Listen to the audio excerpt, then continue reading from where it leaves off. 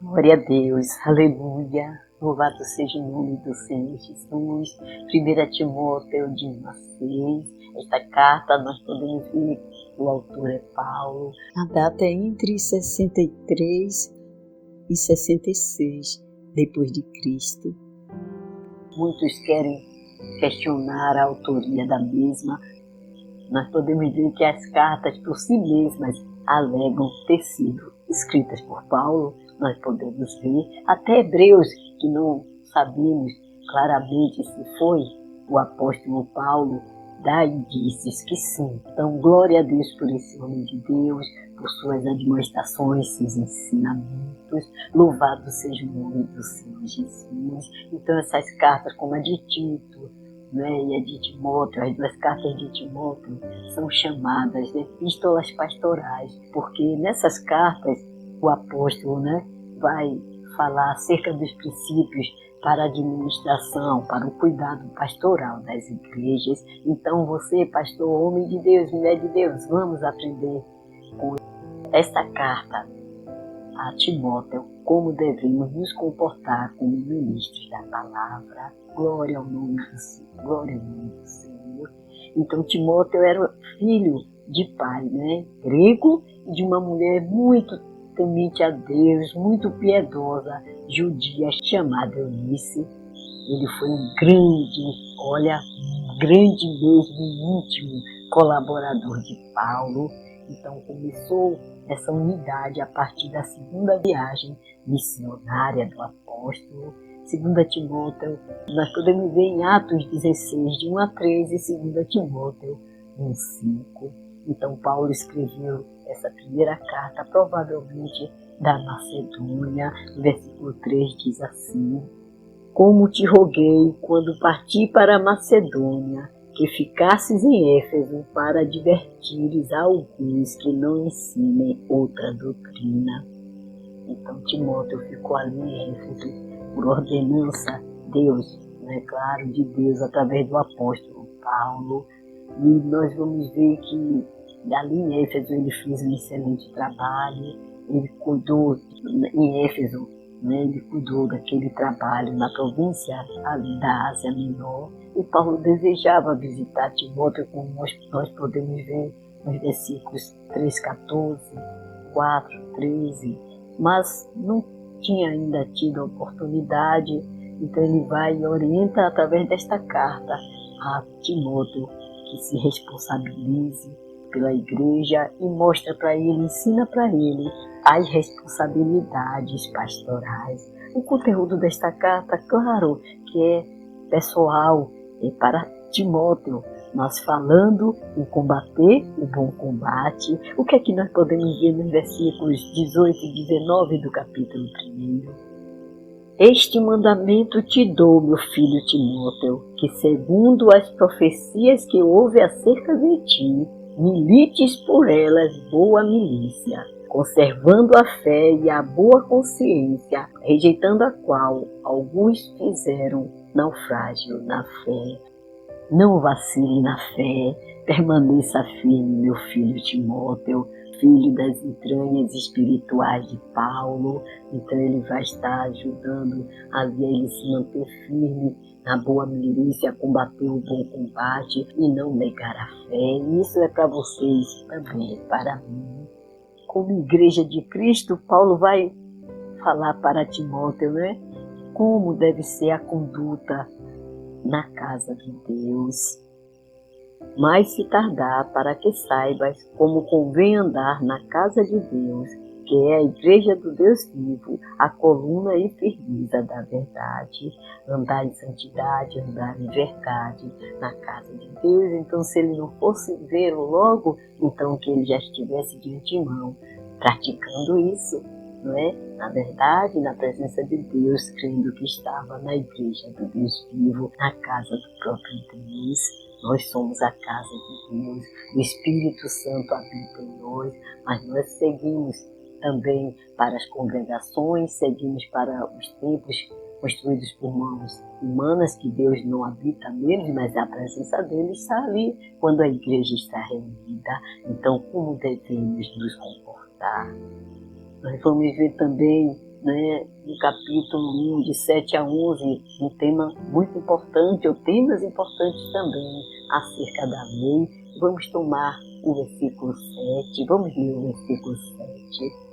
Querendo ser doutores da lei e não entendendo nem o que dizem, nem o que afirmam. Muitos estavam ali rebatendo acerca da lei, não entendiam nada da lei, não sabiam nem o que estavam dizendo.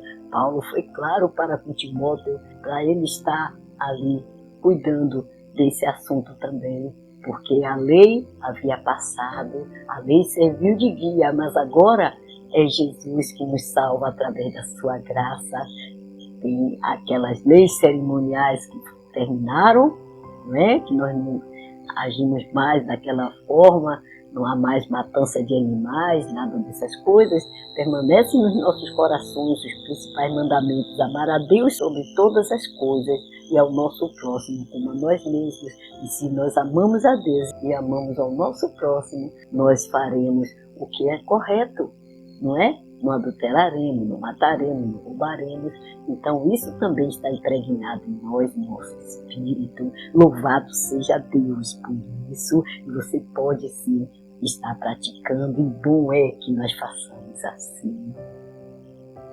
Também é um tema importante nesta epístola acerca da oração, no capítulo 2, a partir do primeiro versículo até o versículo 8, e diz assim o versículo 5: porque há um só Deus e um só mediador entre Deus e os homens, Jesus Cristo, homem. É Jesus, Deus, Jesus e nós. Você, meu irmão, Jesus e Deus. Quando você vai ao Pai, você vai por intermédio de Jesus. Quando você faz uma oração ao Pai, você faz uma oração em nome de Jesus. Você já entendeu isso? Não é no nome da Trindade. É só no nome de Jesus, não é no nome do Deus Pai, do Deus Espírito Santo, é no nome de Jesus. Finalize a sua oração dizendo que está pedindo todas as coisas, que a sua petição, as suas petições estão sendo feitas no nome de Jesus. Na sua oração, como digo sempre, você pode sim, na sua oração, louvar a Trindade Santa, exaltar o Deus Eterno, o Deus Pai, o Deus Espírito Santo, mas nas suas orações você pode exaltar sim, mas a sua petição, aquilo que está corroendo o seu coração, aquela dor, aquela aflição, você vai fazer essa petição no nome de Jesus. Amém? Glória a Deus. Vamos ver também aqui no capítulo 2, a partir do versículo 9 até o versículo 15, falando dos trajes e atividades das mulheres. Quantos problemas nós podemos ver em relação às congregações por causa desse assunto, e quantos julgamentos, porque uma congregação, as mulheres se trajam dessa forma, e outras congregações se trajam de forma diferente. Irmãos, não vamos perder tempo com essas coisas. Paulo queria falar ali da sinceridade do coração.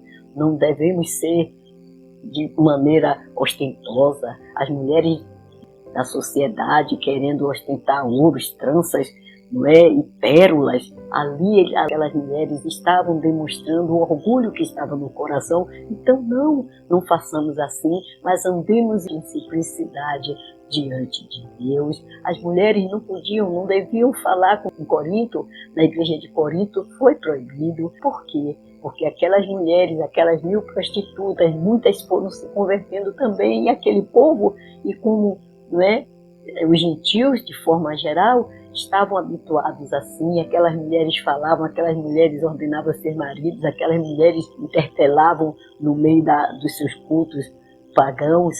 Então as mulheres daquela época na igreja de Cristo não deviam agir da mesma forma, não podiam ser confundidas com essas mulheres. Mas glória a Deus que nós hoje estamos aqui pregando e falando do amor de Deus, estamos numa cultura diferente, vamos entender isso. Amém? Glória a Deus que existem mulheres pregadoras, mulheres que estão pregando a palavra. Então elas deviam se manter submissas, e se não entendesse alguma parte do culto, deviam perguntar aos seus maridos, e não fazer como aquelas pagãs que interpelavam, falavam alto, interrompiam, falavam com o marido de uma forma, né, errada. Então essas mulheres cristãs agora não deviam agir da mesma maneira. E assim nós devemos proceder, nós devemos estar obedientes, ouvindo, né, aquela palavra que está sendo ministrada. O que nós não entendemos, vamos orar, Deus vai nos dar entendimento. Tem um esposo que já tem um conhecimento maior, sim, vamos perguntar a ele, mas também perguntaremos ao nosso líder, ao nosso pastor, e ele de bom grado vai estar ensinando, tá bom? Mas não na hora do culto. Não podemos levantar a nossa mão diante da ministração da palavra, no momento da ministração da palavra, interromper e assim perguntar, tá bom? Então é isso que Paulo queria dizer aqui. Cada cultura é uma cultura. Nós não podemos ler tão somente a palavra sem entender o contexto da época. Então, o nosso contexto aqui é diferente. Nós podemos, sim, ter mulheres pregadoras, mulheres médicas, advogadas, mulheres, né, delegadas. É a nossa cultura.